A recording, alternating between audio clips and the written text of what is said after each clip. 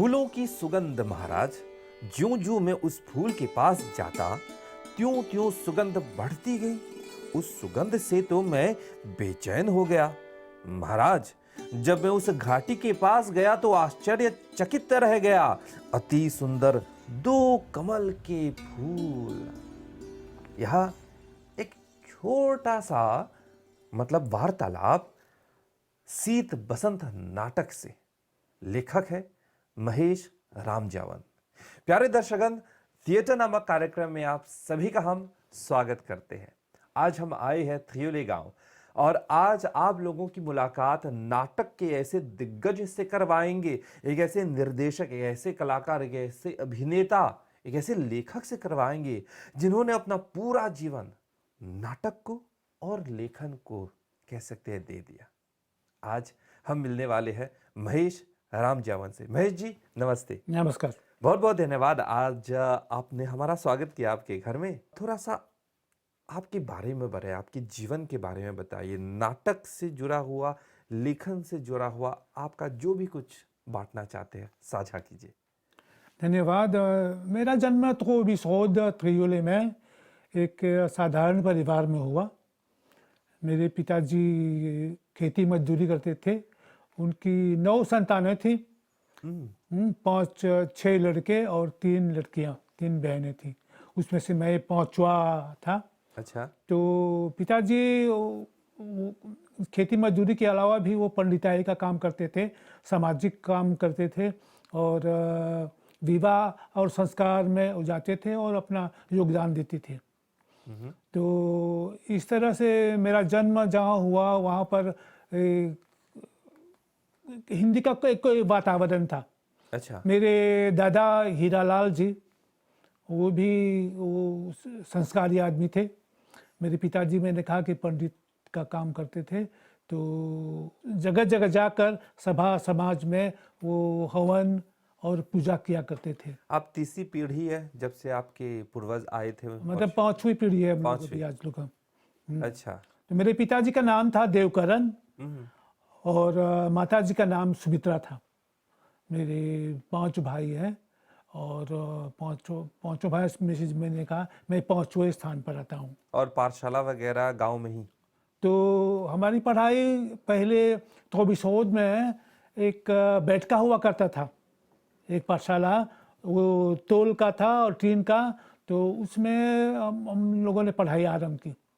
तो उस समय श्री केशवरदत्त चिंतामणि जी हमारे गुरु जी थे। उनकी छत्र छाया में हम लोगों ने हिंदी सीखना आरंभ किया और वहाँ से हम लोगों ने विद्या विनोद, विद्या रत्न, विद्या वाचस्पति तक वहाँ की पढ़ाई की। उसके अलावा वहाँ पर उत्तमा तक की पढ़ाई होती थी। तो वहाँ पर केशवदत्त जी के साथ उनकी खासियत ये थी कि वो 5 दिन की पढ़ाई होती थी तो 4 दिन वे पढ़ाई करते थे और 1 दिन वे रखते थे एक गोष्ठी के लिए। यहाँ से हमारी शुरुआत हुई। साहित्य गोष्ठी का मतलब है आपको मौका दिया जाता था कि आप कोई भी कहानी, कविता आप लिखा ना लिखा उसमें, कहीं से लेकर आजकल से बाल भारती से लेकर, तो आप उसको पढ़ें। तो वो सबके सामने पढ़ना और लिख कर अपनी कविता पढ़ना वो बहुत बड़ी बात थी। वो एक लेखन का मेरे लिए एक शुरुआत थी। एक प्रश्न महेश जी मैं पूछना चाहूँगा कि जैसे गोष्ठी में आपने कहा कि पहले के ज़माने में आप लिखे ना लिखे, कोई भी लेखक की रचना को लेकर, तो इसके पीछे कारण क्या है? देखिए, गुरुजी केशवदत्त चिंतामणि वो जनरल पर्पस टीचर थे। अंग्रेजी फ्रेंच पढ़ाते थे प्राइमरी स्कूल में। लेकिन उन्होंने वो बैठका खोला हिंदी के प्रचार प्रसार के लिए। तो वो चाहते थे कि हिंदी में लेखन, वो स्वयं लेखक थे, उनकी कई पुस्तकें भी प्रकाशित हुई है। तो वो चाहते थे कि हिंदी का प्रचार प्रसार हो और उनका लेखन भी उसमें हो। तो वो संस्कार जो है हम पर पड़ा। तो वहाँ से हम लोगों ने कुछ देखा कि कहाँ किस विधा में लिखा जा सकता है। तो मैंने वहाँ से कविता लिखना शुरू किया। छोटी छोटी कविता लिखकर हम लोग पढ़ते थे। छोटा अच्छा था बुरा था पता नहीं हमको, लेकिन हम लोग पढ़ते थे। तो इससे हमें एक संस्कार मिला और वो आगे बढ़ा। उसके बाद हमने काफ़ी कविताएं भी लिखी है। शुरू में हमने कविताएं लिखी है, यानी कि शुरुआत हुई कविता से। कविता लिखन से हमारी हुई है। बहुत पुरानी है। बहुत पुरानी। अभी तो याद नहीं होगा। अभी तो बिल्कुल याद नहीं होगा, क्योंकि उसके बाद हमने छोड़ दिया और हमारा मुख्य जो विषय हो वो नाटक हो गया।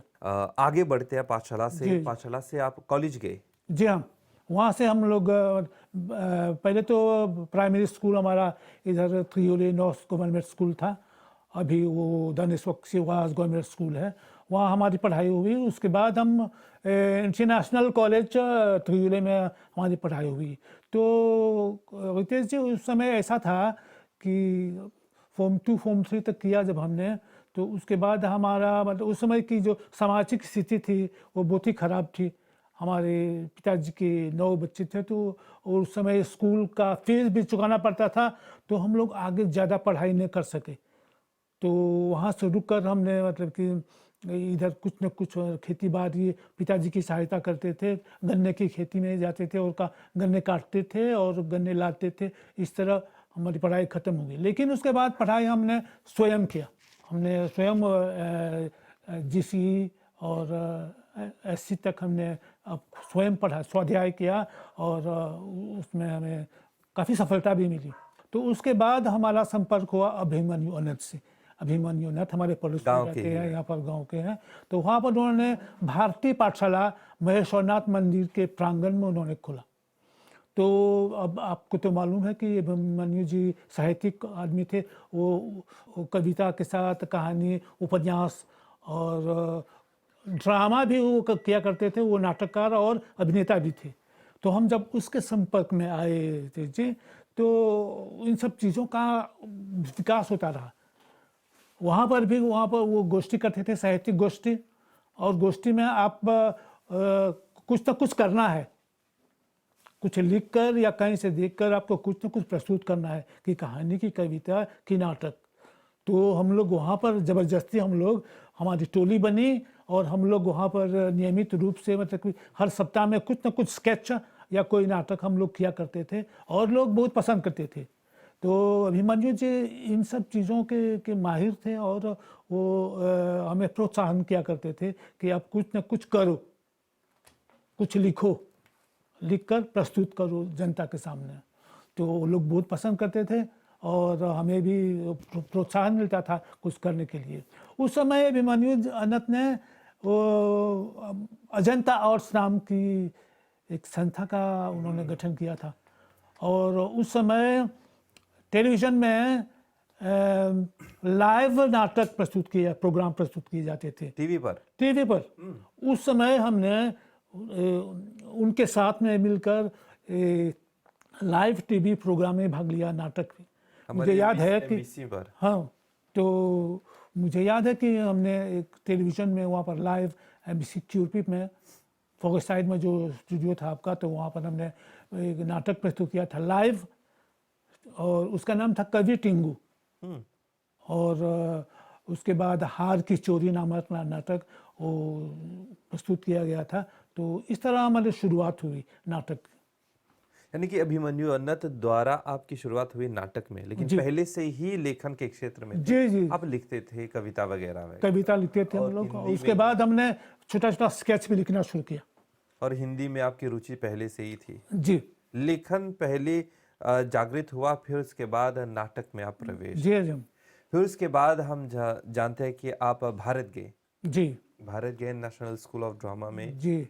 वहाँ का अनुभव थोड़ा सा बताइए। उसकी कहानी ये है कि जब यूथ एंड स्पोर्ट्स मिनिस्ट्री की ओर से बेलगोज में जब वो यूथ हाउस की स्थापना हुई, तो उसके बाद हिंदी नाटक प्रतियोगिता का आरंभ हुआ।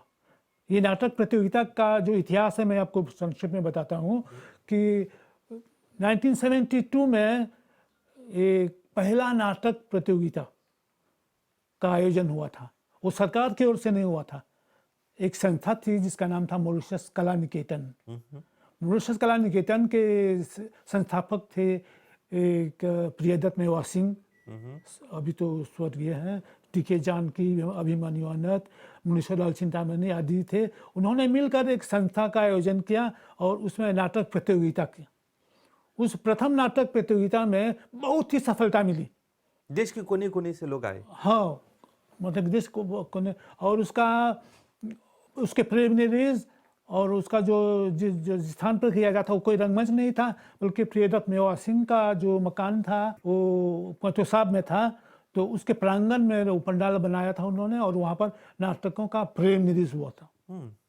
तो उस प्रतियोगिता से बहुत ही सफलता मिली, और उस सफलता को देखकर लोगों ने मांग की सरकार से कि क्यों ना हिंदी में नेशनल लेवल पर नाटक प्रतियोगिता का आयोजन हो।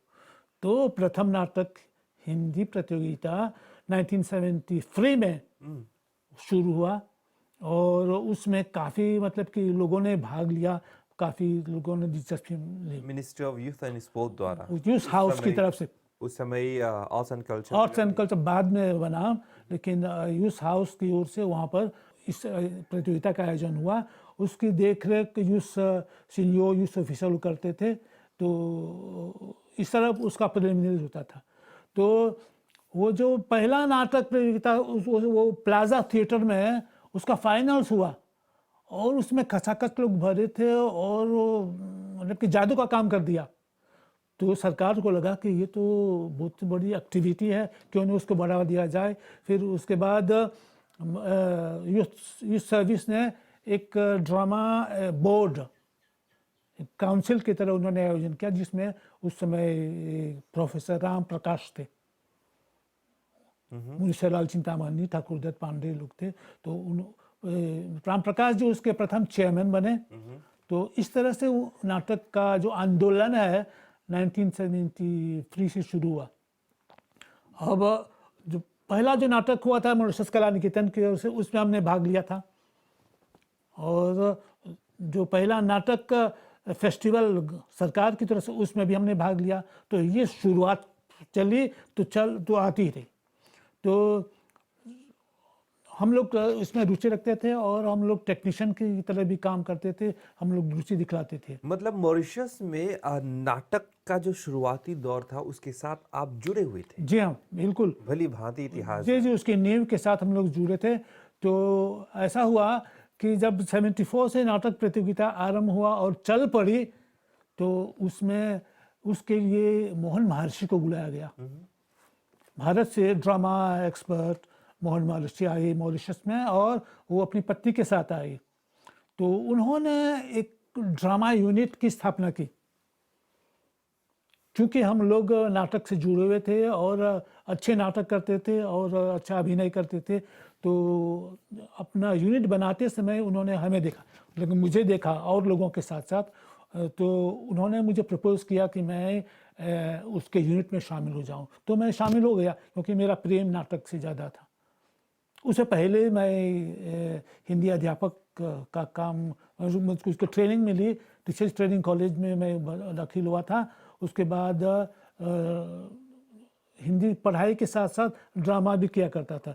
तो मोहन महर्षि को लगा कि मैं उसमें शामिल हो सकता हूँ, मेरा उसमें योगदान हो सकता है। तो मुझे उन्होंने बुलाया और मैं चला गया। तो वहाँ पर हम लोग मतलब कि ड्रामा ऑफिसर की तरह काम करते थे।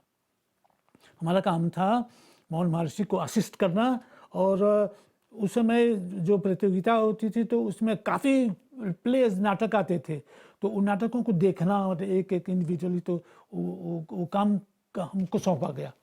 तो हमारी यूनिट में आपके चाचा महावीर, हरिनारायण महावीर थे, सूर्यदेव शिवरत था, सुंदरलाल मीतू था, फिर चत्रदत्त हीरामन था, और कई लोग उसमें जुड़े। और इस तरह ये आंदोलन जो है हिंदी नाटक का, वो बढ़ता गया, फैलता गया, और लोग काफ़ी संख्या में एक प्रतियोगिता में कभी कभार वो एक 50-60 नाटक आते थे। और फिर उसको समय के साथ हमको सेमीफाइनल का भी आयोजन करना पड़ता था फाइनल से पहले। और आपको बता दूं कि वो पहले का जो फाइनल होता था वो टीवी में लाइव दिखाया जाता था। अच्छा। उसके बाद तो बंद हो गया टेक्निकल वजह से। तो लाइव होने की वजह से तो इसमें देश में काफ़ी जोश, काफ़ी इसमें इंटरेस्ट लोगों में हुआ।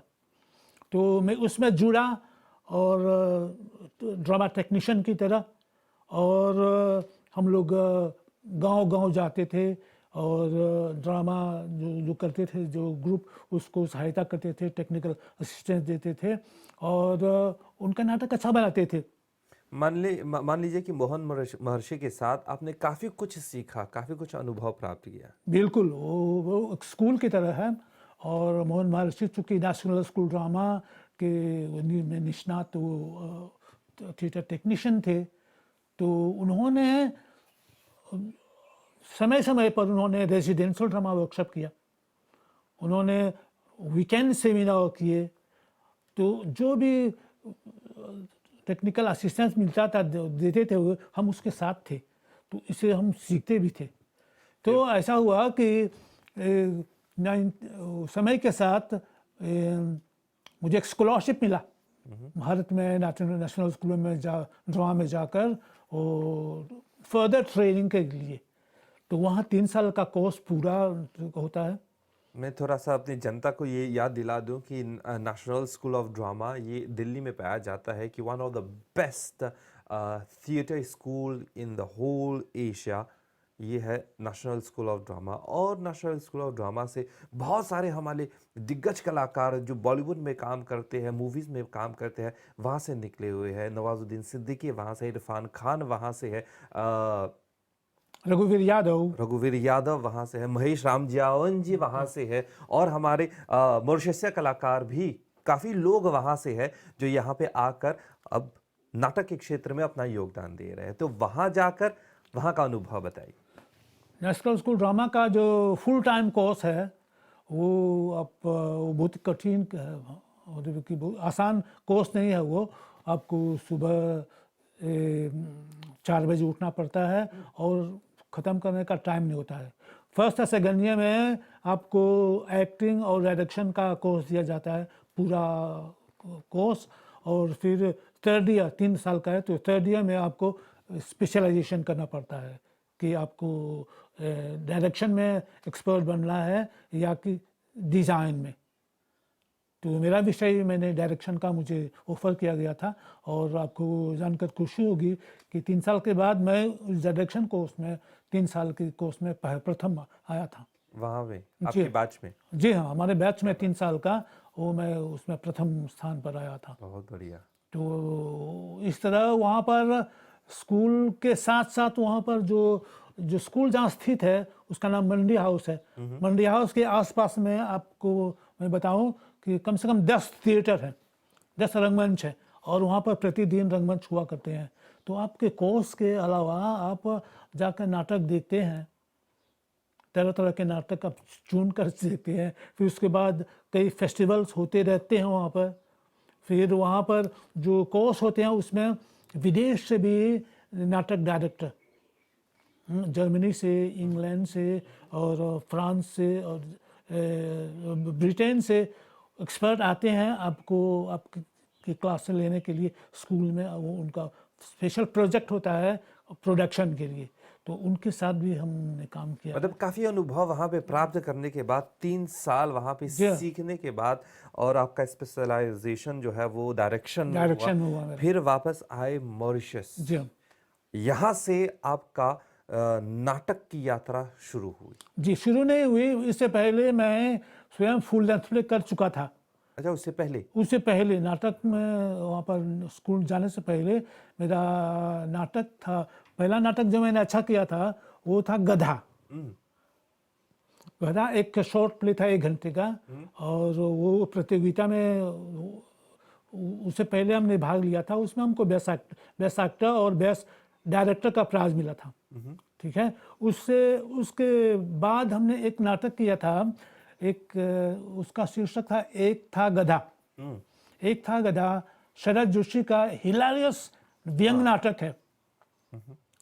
तो उस नाटक को हमने किया, तो आपको यकीन नहीं होगा रितेश कि जितने शो हमने किए यहाँ पर वो हाउसफुल जाते थे, और आपको यकीन नहीं होगा कि सभी शो जो थे टिकटेड थे।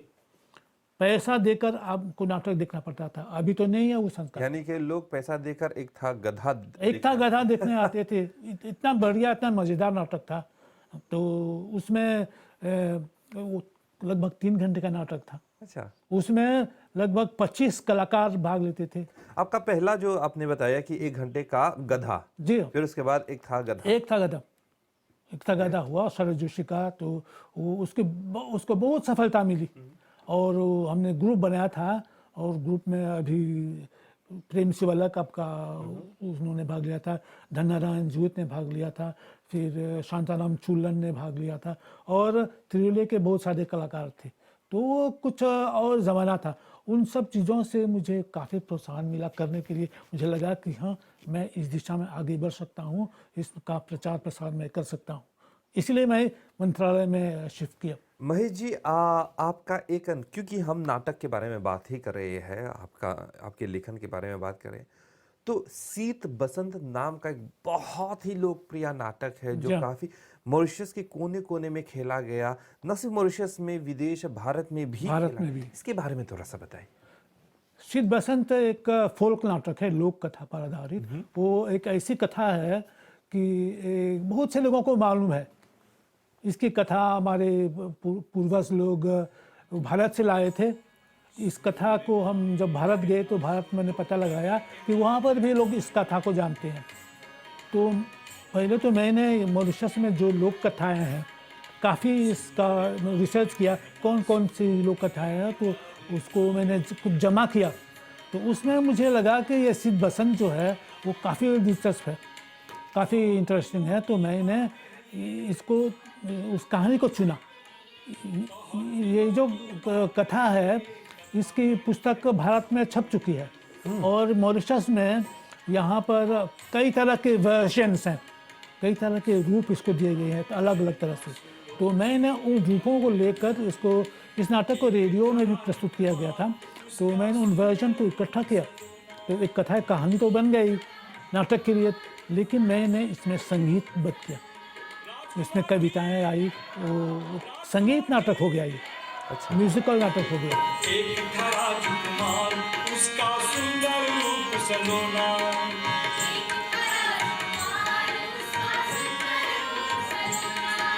बड़ा ही वीर बहादुर, उसका गूंजे नाम तराना।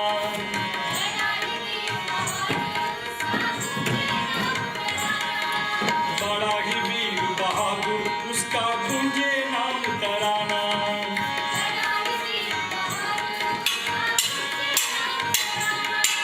पराक्रमी वो महागुणी था, पराक्रमी वो महागुणी था, अच्छी पूरी शानी। सुनो रे भाई, कहना सुनो नगर के नर नारी। सुनो रे भाई, कहना सुनो नगर के नर नारी। विवा योग्य जब हुआ राजकुमार, धन धान्य लोक सम्मान से राजमहल में रचाया गया, उसका विवाह धूमधाम से।